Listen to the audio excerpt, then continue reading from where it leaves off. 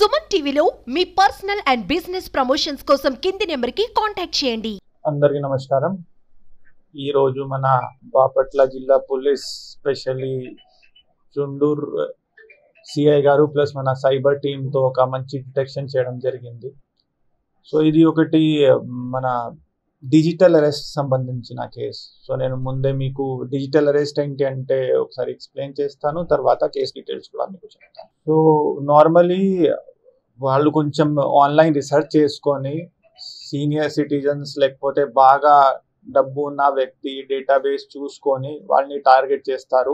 మీకు ఒక మెసేజ్ లేకపోతే కాల్ వస్తుంది దట్ ఎయిర్పోర్ట్ లో మీది ఒక పార్సల్ వచ్చింది, దాంట్లో డ్రగ్స్ ఉన్నాయి, లేకపోతే మీరు రీసెంట్ గా కొన్ని ట్రాన్సాక్షన్ చేశారు, మనీ లాండరింగ్ చేశారు, ఇలాంటి చెప్పేసి సిబిఐతో మాట్లాడుతున్నారు, వేరే ఆర్గనైజేషన్స్ తో మాట్లాడుతున్నారు. కాల్ చేసుకొని మీకు ఒక ఆపర్చునిటీ ఇస్తారు, మీరు ఇది చేస్తే వదిలేస్తాము, లేకపోతే మీరు ఏమి చేయవద్దు, ఇప్పుడు మన దగ్గర కేసు ఉంది, సిబిఐ దగ్గర ఉంది, ఇప్పుడు నేషనల్ సైబర్ పోలీస్ దగ్గర వెళ్తుంది, లేని ఏజెన్సీస్ కూడా క్రియేట్ చేస్తారు, కొన్ని ఉన్న ఏజెన్సీస్ పేరు వాడతారు. తర్వాత కంటిన్యూస్ గా విక్టిమ్ తో వీడియో కాల్లో ఉంటారు.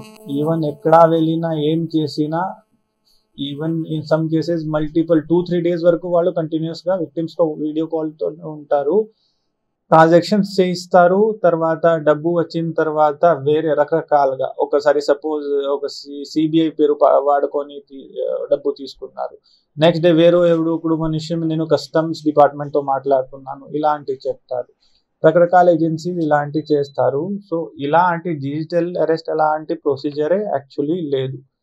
నార్మలీ తర్వాత స్పెషలైజ్ ఏజెన్సీస్ సిబిఐ, ఈడీ లేకపోతే వేరే ఏమైనా ఉంటే they normally don't come directly in contact of victim or accused through online. వస్తే కూడా నోటీసెస్ ఇస్తారు, ఆఫీస్కి పిలుస్తారు, ఫిజికల్గా పిలుస్తారు, పోలీస్ స్టేషన్కి పిలుస్తారు. సో ఇలాంటి దాంట్లో నమ్మేసి లేకపోతే భయపడేసి ఎవరికి డబ్బు ఇవ్వాల్సిందే లేకపోతే ట్రాన్సాక్షన్ చేయాల్సిందే అవసరం లేదు. ఇక్కడ కూడా చుండూరులో గత నెల ఒక కేసు రిజిస్టర్ చేయడం జరిగింది.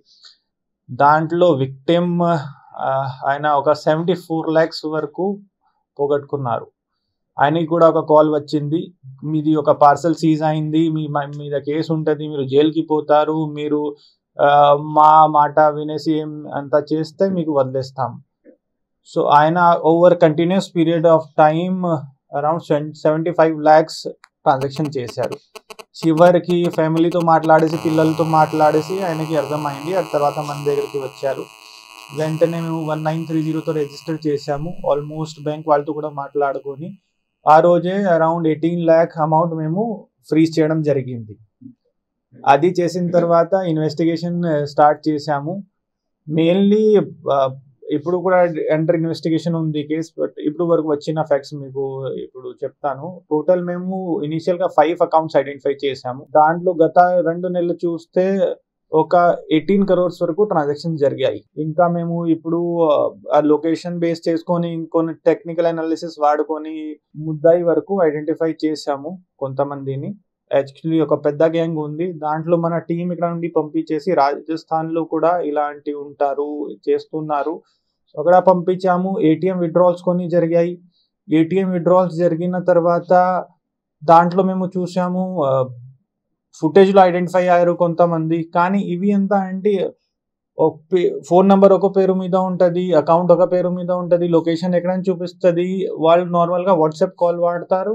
అది జనరల్గా డిటెక్ట్ చేయడానికి కొంచెం కష్టంగా ఉంది. ఒక 15-20 days డెడికేటెడ్ ఎఫర్ట్తో మేము 2 కస్టడీలు తీసుకున్నాము.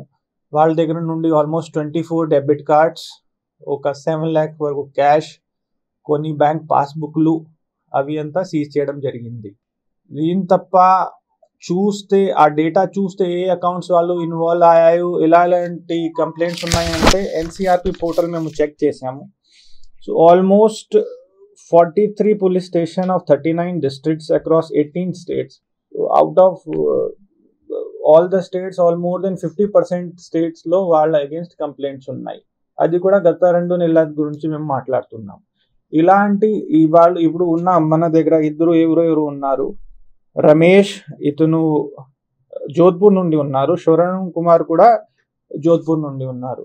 ఈ కేసులో ఇంకా మాకు కొన్ని క్లూజ్ ఉన్నాయి. ఇద్దరిని మేము ఐడెంటిఫై చేసాము, వాళ్ళకి కూడా నోటీసెస్ ఇవ్వడం జరిగింది. వాళ్ళు అకౌంట్స్ ఇచ్చారు వాడుకోవడానికి కమిషన్ బేసిస్ లో ఉన్నారు. సో ఈ గ్యాంగ్ ఒక రాజస్థాన్ కూడా మహారాష్ట్ర కూడా మొత్తం ఒక ఆర్గనైజ్డ్ అలాగే ఉంది. దాంట్లో ఇంకా కొంచెం మన దగ్గర క్లూజ్ ఉన్నాయి.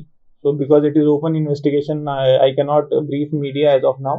But we're very happy that ఈ బ్రేక్ త్రూ వచ్చింది. అట్లీస్ట్ ఈ అకౌంట్స్ మేము ఫ్రీజ్ చేసాము, అమౌంట్ ఫ్రీజ్ చేసాము, ఇద్దరు మాకు దొరికారు. So hopefully in coming days కొంచెం ఇది అట్లీస్ట్ ఒక గ్యాంగ్ ని పట్టుకున్నాము అంటే రిడ్యూస్ అవుతాయి, కొంచెం భయం ఉంటుంది వాళ్ళకి కూడా. ఎందుకంటే వాళ్ళని ఫస్ట్ టైం మేమే పట్టుకున్నాము, వేరే అక్కడ పెటిషన్స్ ఉన్నాయి, కేసెస్ ఉన్నాయి, కానీ they have not been arrested. ఇప్పుడు ఈ లేయర్ పైన కూడా కొంతమందిని ఐడెంటిఫై చేయడం జరిగింది.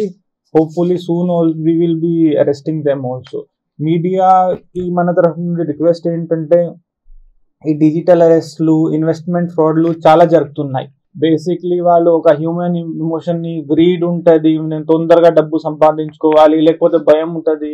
వాళ్ళు ఏం చేయలేదు. ఈ కేసులో ఉన్న ఆయనకి ఏమి పార్సల్ రాలేదు, ఏమి లేదు, కానీ ఒక ఆలోచనతో మేబీ నా పేరుతో ఉంటే ఏమవుతుంది, రేపు నేను జైలుకి పోతాను, ఏమి అవ్వచ్చు ఇలాంటి. సో ఏమైనా మీకు ఇలాంటి కాల్స్ వస్తే మీరు వెంటనే 1930కి చేయండి, 100 డయల్ చేయండి, 112 డయల్ చేయండి, మాతో కన్ఫర్మ్ చేయండి. ఏమైనా ఉంటే లోకల్ పోలీస్ స్టేషన్కి వెళ్ళండి, మీ పైన కేసు ఉంటే కూడా మీరు అక్కడ వెరిఫై చేయవచ్చు.